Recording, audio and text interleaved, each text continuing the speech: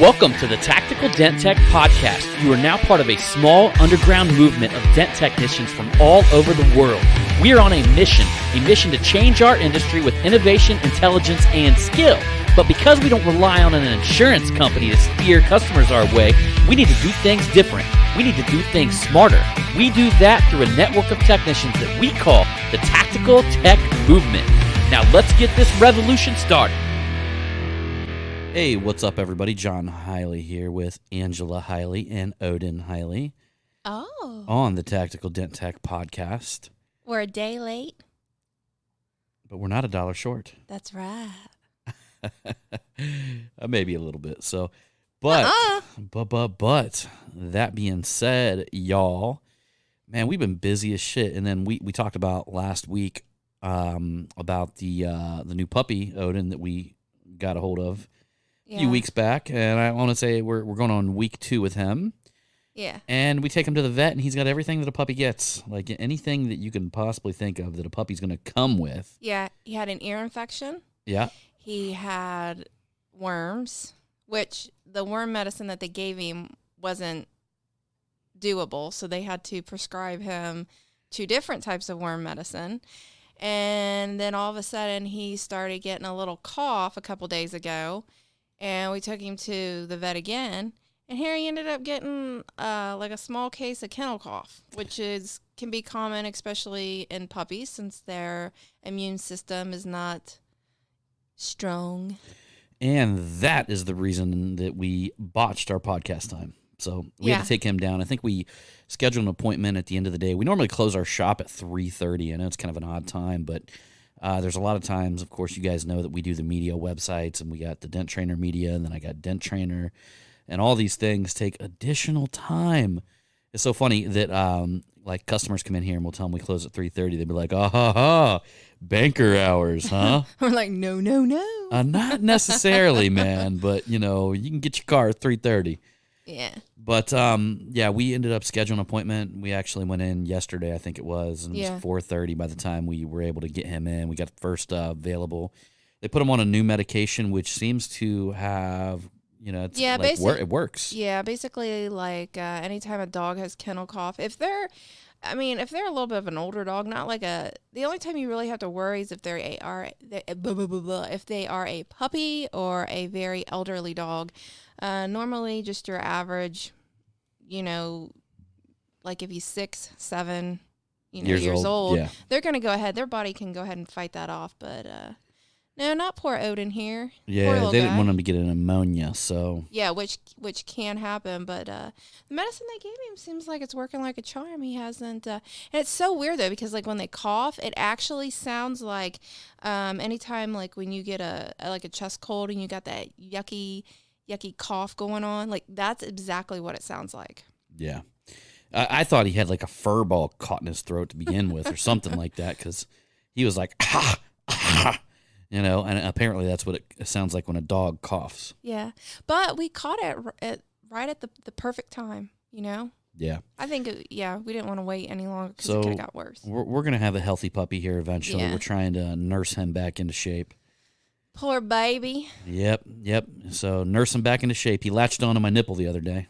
No, you did not. I did not want to take him off. I said, this may ruin him for life. Just let him run his course. No, but I will say that, like, Odin is John's shadow. Like, it is the most cutest thing ever. Like, this little boy has, like, taken to his daddy, John. I mean, like, that's his number one. I don't know. This dog is like in awe. He follows him around the house and like he's his little shadow, and you should see it because he's got his like when he's walking, he's like super duper proud, and he's got his chest all puffed up, like I'm walking with my dad. Well, I took care of him a lot this time around, so I would say I've been more involved. Yeah. With him because I know she's got 2 to deal with, 2 dogs to deal with, and then I'm taking him out early in the morning and running him out, and he likes to sit because I normally write emails. You guys, if you guys have been getting my emails, I've been sending 2 emails a day, one in the morning and one in the evening, and he'll I'll take his little kennel cage, put it beside me, and set him in there. He'll be fine. The moment you stick him in another room or something like that, he just goes off the hook. So all hell breaks loose. Like, Yep. I told John, I was like, you know what? I'm like, when you're at the house, like on the weekends, John's been working on the weekends, but so he's at the shop, and we'll be, me, Odin, Jonathan, and the other dogs will be at home, and Odin is a totally different dog. Like, he is yappy. He's pissed off. He's pissed off because Daddy is not at home. Or he's not there. But he's right here behind us right now. So he's sleeping in his little playpen area back here. I will tell you guys, I'm going to stress this again. I mean, I've had some adjusters come in here, and you hand them a puppy, it's over. They're going to just smile. They're going to glaze over the car and go write you your estimate. I mean, I have not found one that it's failed with so far since we've had Odin. So no, and he's cute. God, he's just the cutest little thing in the whole world. Yep. So anyhow, we didn't come on the podcast just to talk about our dog, but we were just trying to explain to you exactly what happened here. We are going to talk a little bit about a few prank calls we've been collecting over time. Yeah. Here a little bit later in the podcast, and I've actually got this new. It's called a Rode Podcasting Pro, and I have the memory card sitting here, and I have not connected the two. We're actually talking through it, but I'm recording it on the computer. So as soon as I'm able to start recording on this Rode Podcast Pro, I will be able to put sounds in it. I'll be able to, do things like have an audience clapping. I'll also be able to connect my iPhone where we can hear some of these prank calls that we pulled off on some of the Dent guys out there. Yeah. And we played one for Trey Scott because we got him. We got him like really good. Yeah. He's like one of them guys that he answers his phone like like no matter who calls him. And one of the cool things is we got this app. I can't remember the name of it. Maybe when we do this, I'll let you guys know what the name is. But we got this app that literally this robot has a conversation with people. Yeah, and so it if you don't say anything, if it goes, the one guy calls up and he's like, "Hello, hello," and it will literally know if as soon as you talk, it'll start talking to you. Yeah, and the thing is like you can hear it, and me and John be like dying laughing, but the person that's being like prank called, they don't hear anything. Yeah, you can hear it on the other end, so you can hear what they're talking about and stuff like that. And they got the mad husband, that found your number in his wife's phone. He's like this hillbilly. I think the one that I like is I think that's the one that we got Trey Scott with. He's like, "Yo, B, you hit my car." Yeah, hit his car. So anyhow, yeah, we'll talk about that a little bit later. Because actually, might as well. But shit, we already talked about it, didn't we? Yeah, I recently got. Okay, so here it is. On my phone, I get like what are they called? Soliciting phone calls? Yeah, I swear somebody took her phone number and put it in like some sort of database to get tons of soliciting I get calls. These things. I probably get at least like 10 to 12 phone calls a day. And I'm just like, the phone will ring and I'm like, it ain't nobody important.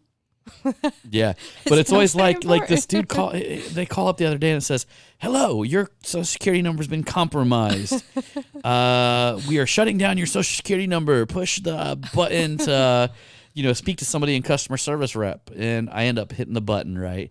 And of course this guy's like, John takes over. "Hello." He's like, "Hello." and like totally, foreign voice or whatever. And I'm like, "Oh, this is fucking hilarious," right? And he's like, "Sir, what is your name?"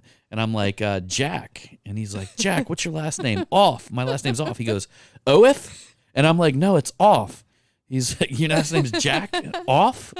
I'm like, "Yep, my name's Jack Off." And he starts typing, and all right, Mr. Jack Off. Can you give me What's your last four digits of your social security number? And I tell him that it's 6969. And dude hangs up on me. So it just brought up like we were that happened, and we looked at each other. We're like, we need to start playing these prank calls that we have. I know, right? Because that was the idea. We were collecting the prank calls. Yeah. We were going to play them on the podcast, but we just didn't have we got the Rode Podcast Pro, but we just don't have it hooked up to run my phone through it, or I'd love to play them right now. Yeah, I know, right? Yeah. So, but that being said, I want to talk a little bit. I remember It would be the one. funny. I remember the one time you answered my phone again, and you it was about health insurance, and you played the part of like a single mom that had like 12 kids. I use my fucked up girl voice. And you were a heavy smoker. And HIV positive. Yeah. They were trying to sell me health insurance. They hung up on me too. On and on. Didn't you say you had only one leg or something? Yeah, probably. I probably did. I don't remember. I remember saying that I was a heavy smoker and HIV positive. You're so good at that. Can you still sell me some health insurance? Because you can keep you can play the part like to a T. I can't do that. I'd bust out laughing. Well, I used to call up Taco Bell and I would get in arguments with I would tell them that I ordered a soft taco and they gave me a gordita. But you were Tina. Yeah, but I'm your not going Tina- there. just Nope, do your not going Tina there. Nope, voice. not going there. But I would tell Hey, them everybody needs to send John messages and Yeah. be like, we want to hear Tina's voice. Yes. don't do that. But Tina, listen, come on, nope, bring Tina nope, out. Nope. How dare But I would you? tell them, and we just do this stuff when we were kids to have fun. Like I tell them that I ordered gordita, but they gave me soft taco. You know you want to do Tina. And then, the person would be like, well, sorry. And I bring it back. And I get down to the point where I start arguing with them for gas money. And then I'd ask them if they needed the soft taco back. And they'd say, yeah. And then I'd start screaming, Choco, stop eating soft taco. Choco, Come stop on. eating soft taco. Just give him just a little Tina's voice. Eek. I'm sure it's out there on a podcast somewhere. We've had some pretty crazy podcasts. I'm sure Tina's on there somewhere. These guys are probably listening going, we've heard Tina before. And I just don't even remember doing it. That's true. All right. So there you go. But something I've been thinking about lately, and we're getting into the marketing frill of everything here. Yeah. I haven't really had time to do a marketing Monday lately just because, again, of how busy we've been. And the Tactical Tuesday, I will be bringing them back, of course. But, like I told you guys at the beginning, I'm like, don't be expecting these every week. But I do want to combine it because I get a lot of people reaching out to me about the marketing element and, how it's really helped their businesses. And, how there's a lot of folks out there that are applying these marketing messages. They're listening to the Marketing Revolution podcast that I got to get back on and do some more episodes over there, too. They're listening to the Tactical Mentors podcast with me and Wasfi, and people are really taking these marketing ideas and applying them in their company, and it's making everybody better.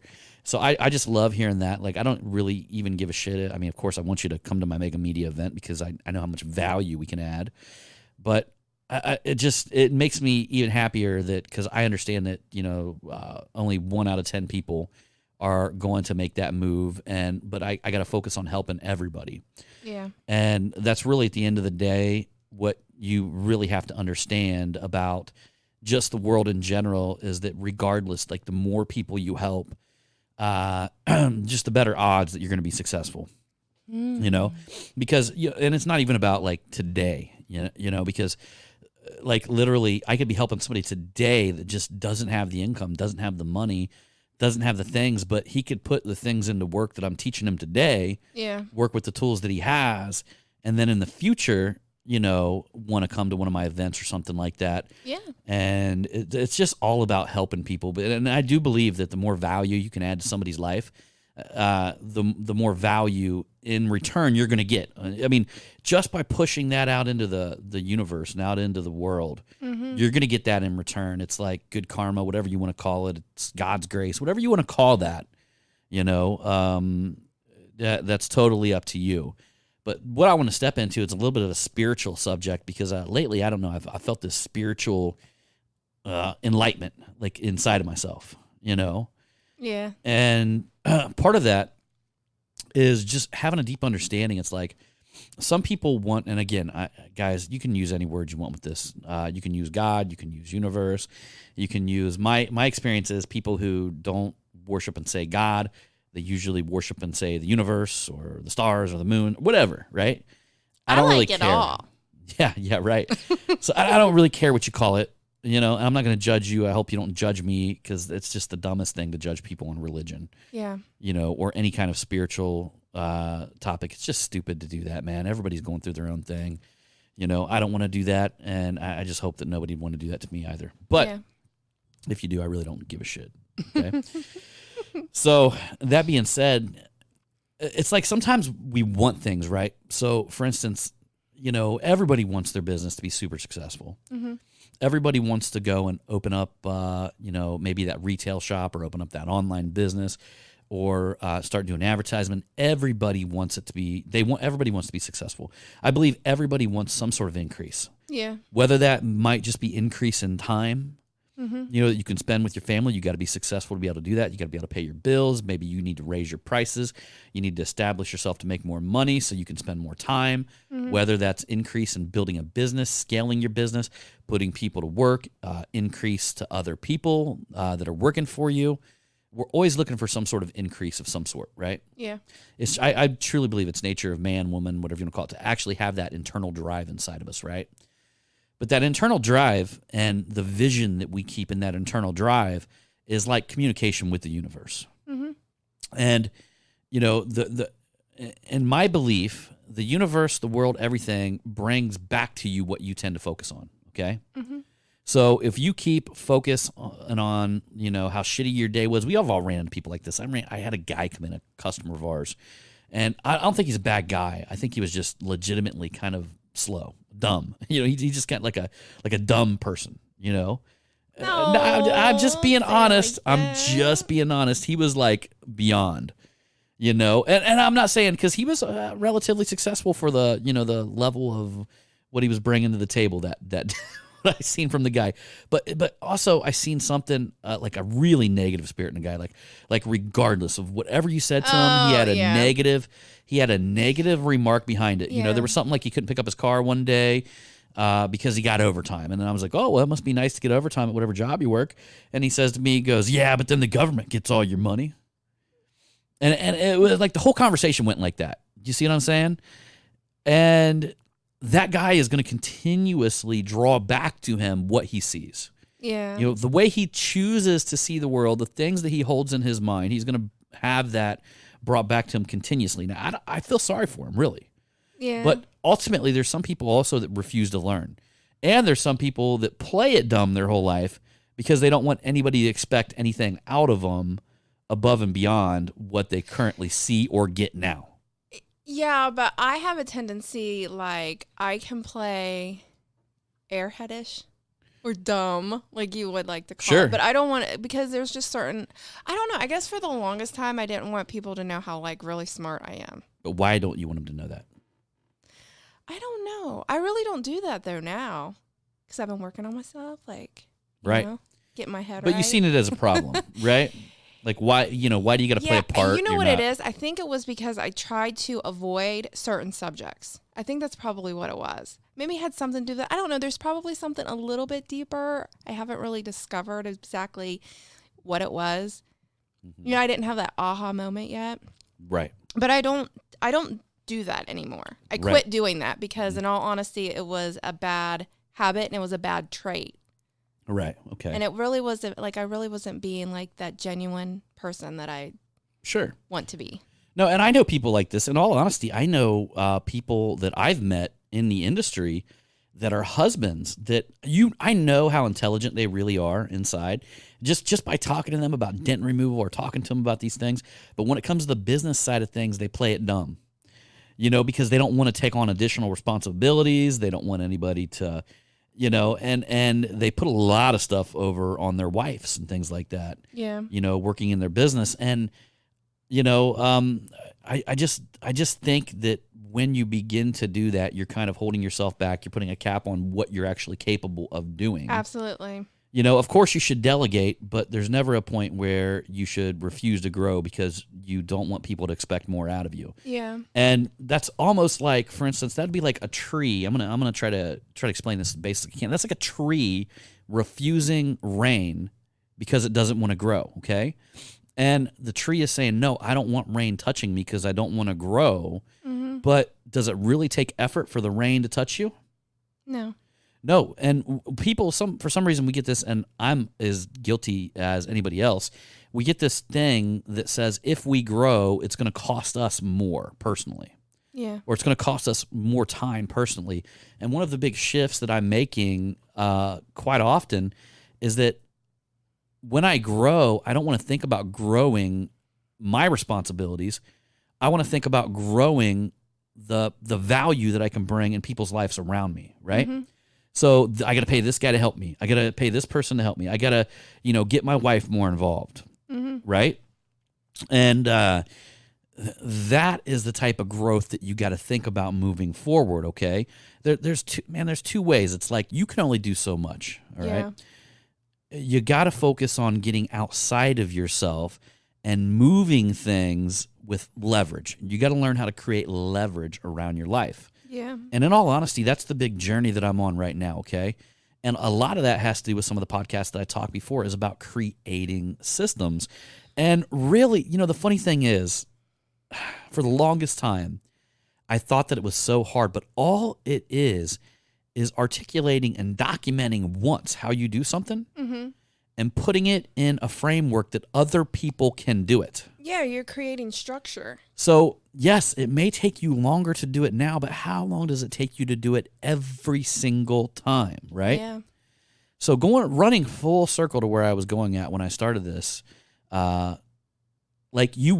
all want status, we all want increase, but if that increase is going to cause us to wreck, do you really think God or the universe wants to push that towards us? No. The only way that we can move increase in our business is if we begin to organize it in a way where we won't wreck. Okay, so we're prepping. Could you imagine? Okay, I talked about Planet Fitness before, or let's just talk about McDonald's.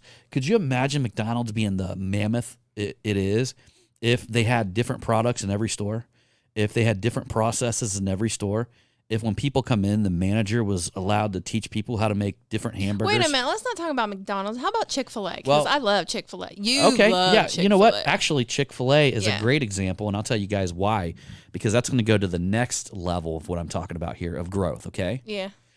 So we got the level of growth where literally if you went to Chick-fil-A and let's say they had different ice cream to make different milkshakes in every place, they had different batter for different chicken, they had the managers in control of making the menus in each store. Do you think Chick-fil-A could have really grown to what it is today? No. Let's just say they didn't even have it documented. It was in somebody's mind. So the owner just kept that information in his mind and just passed it along to one guy and on to the next guy. Do you think by the time that thing got to the third store, would that recipe completely changed? Yeah. And I mean, the key to really being able to express ourselves and actually to have more time is to begin putting systems in our life that move us towards our goals. All right. And I'm going to go full circle to that because Chick-fil-A is a perfect example. And there was one day I was sitting in the drive-thru, and I have read the book by the owner of Chick-fil-A. I've actually read it. It's a phenomenal book, by the way. But I can't remember what the title is. It's been a couple years since I read it, but maybe I'll have that on the next podcast. But he has built something in his business that gives the people that work for him the same opportunity that he had. Okay? Everybody's happy there too. They're so happy. And I'll give you the reason why he structured that business to number one, and McDonald's does the same thing, by the way. They promote from within, okay? So I'll give you guys a quick example of that. I had a guy who I worked on his Mustang, and he was driving around a Chick-fil-A Mustang. Well, Chick-fil-A bought that Mustang for him. He owns one of the Chick-fil-A's around here. He started out as an employee working behind the cash register. Really? Yeah, and the guy's probably, when I met him, been a couple years, 45 years old. Yeah. And he's probably got that Chick-fil-A franchise when he was 40. So Chick-fil-A is so smart. Think about this. Think about if we operated like this in paintless dent removal, okay? So we all want to grow, right? And I'm seeing a lot of paintless dent removal companies grow in multiple shops, okay? Structure your business to where you got a duplicatable process, right? And then reward people for their loyalty.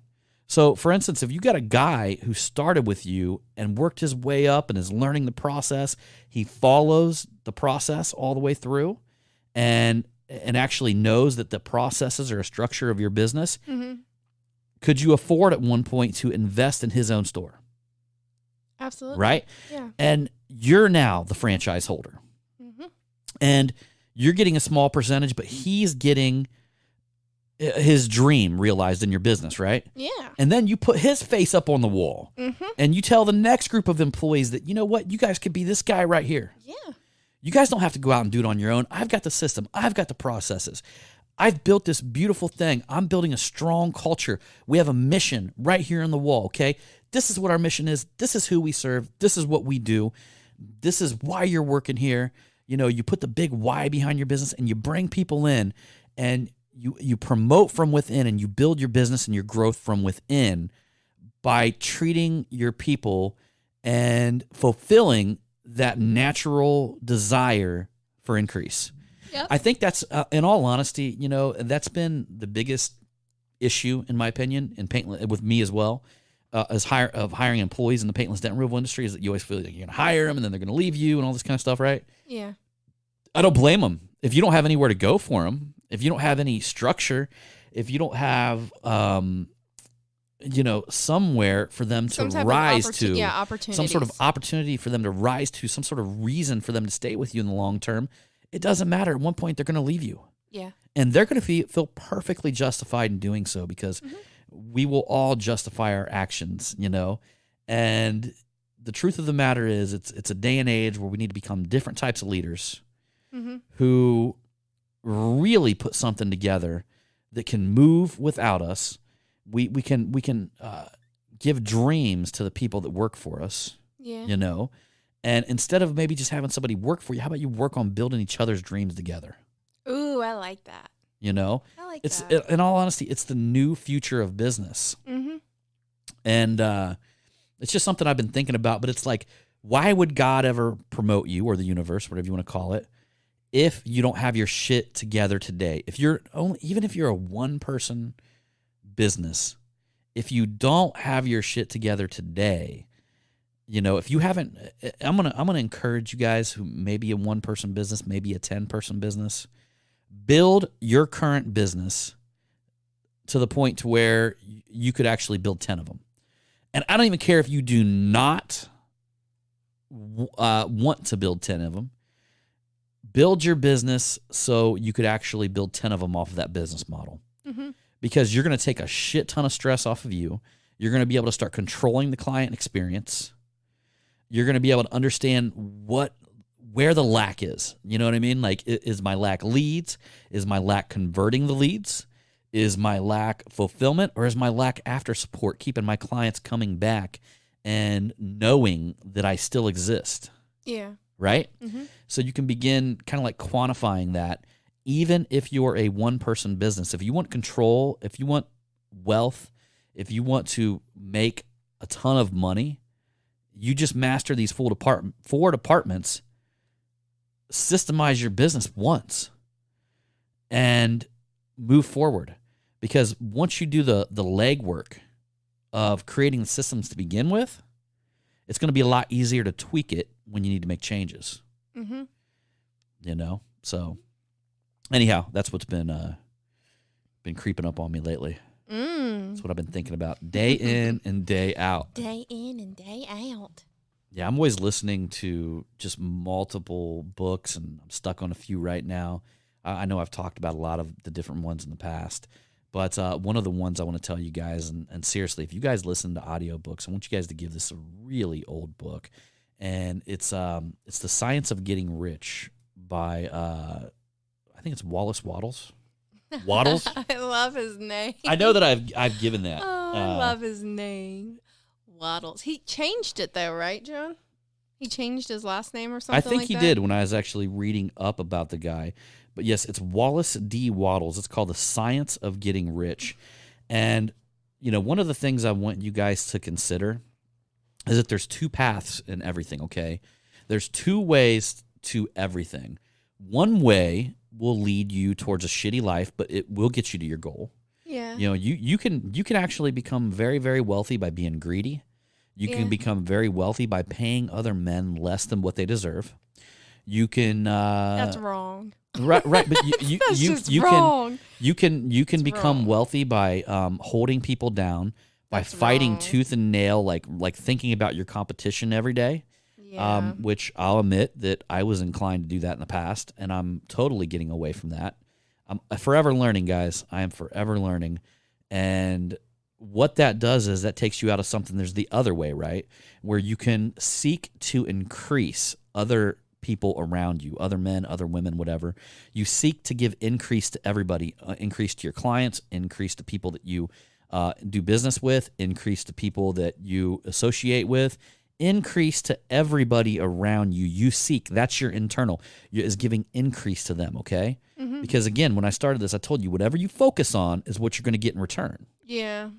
And when you begin focusing on increase, you will see things just dramatically change. Yeah. You'll walk with a different step. You'll feel so much better inside. Mm-hmm. You will seek to get in a creative spirit rather than a competitive spirit. And I didn't get this for a long time, guys. I didn't get this for a long time. I mean, I've gotten it and then I've forgotten, and then I've gotten it again, type deal. Yeah. But, the whole deal is when you stay in a super strong competitive spirit, you're saying there's not enough.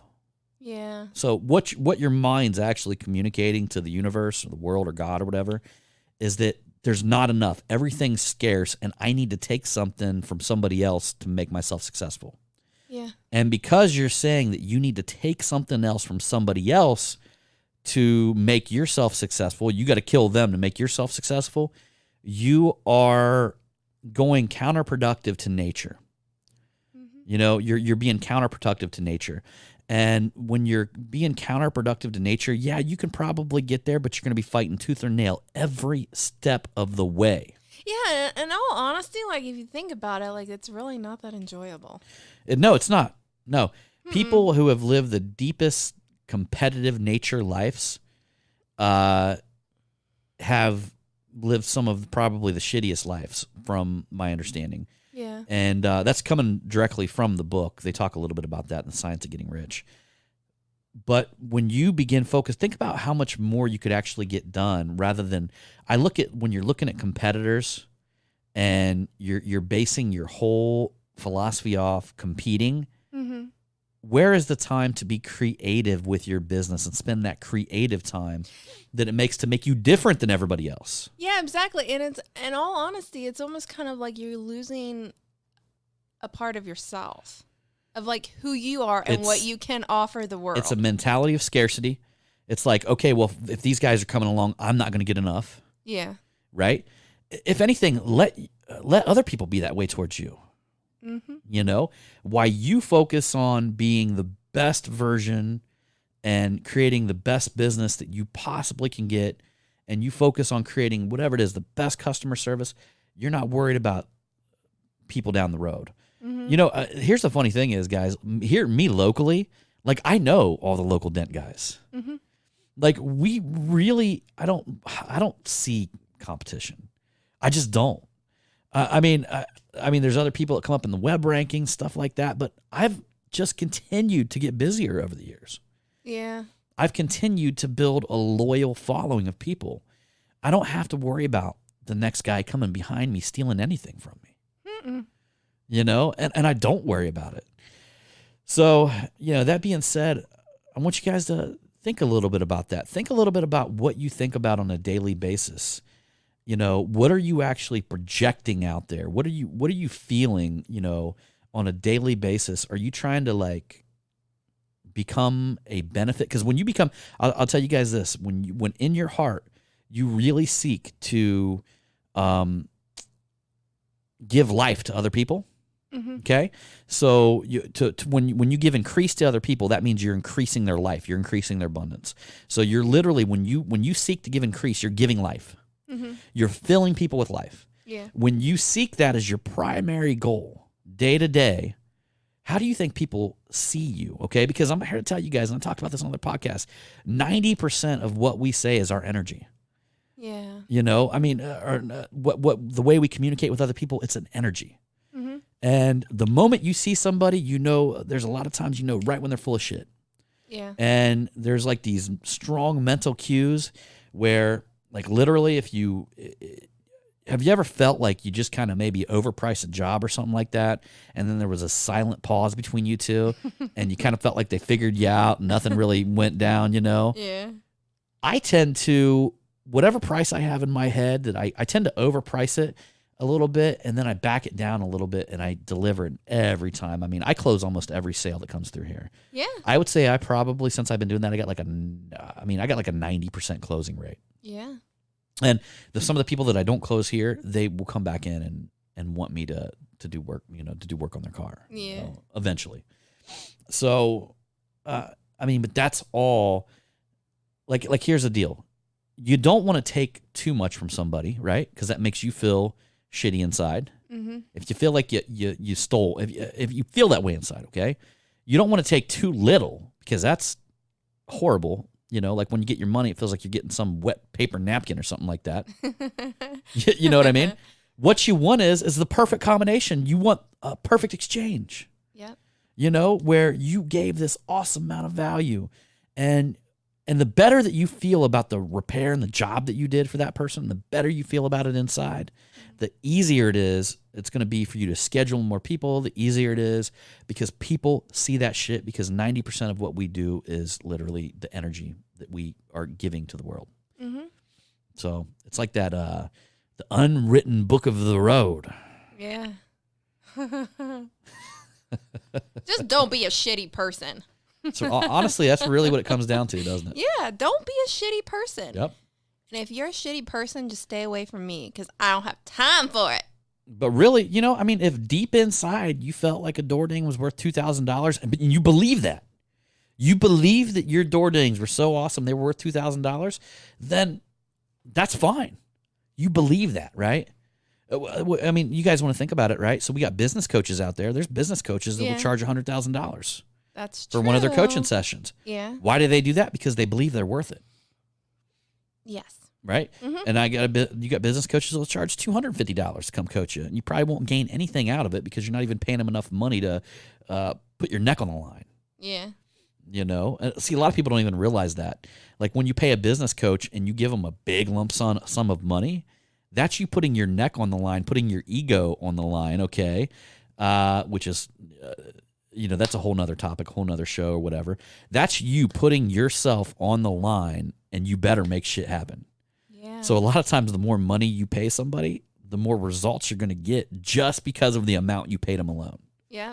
It's fucking crazy. We live in a crazy world, but it's, I'm totally in awe that we're even here, Mm-hmm.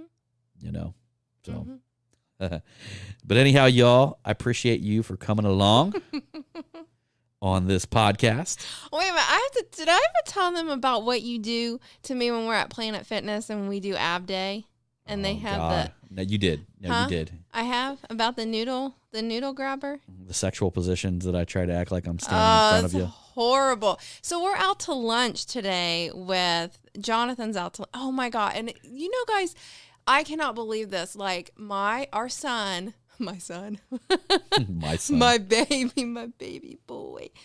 God, he's going to be fucking 18 in less than 2 months. This is so crazy. I was just like, oh my God, holy shit. I'm like 39 years old and Jonathan is And we're ready getting to him a tattoo for his graduation present. No, it's a graduation/birthday. It's going to be a full sleeve.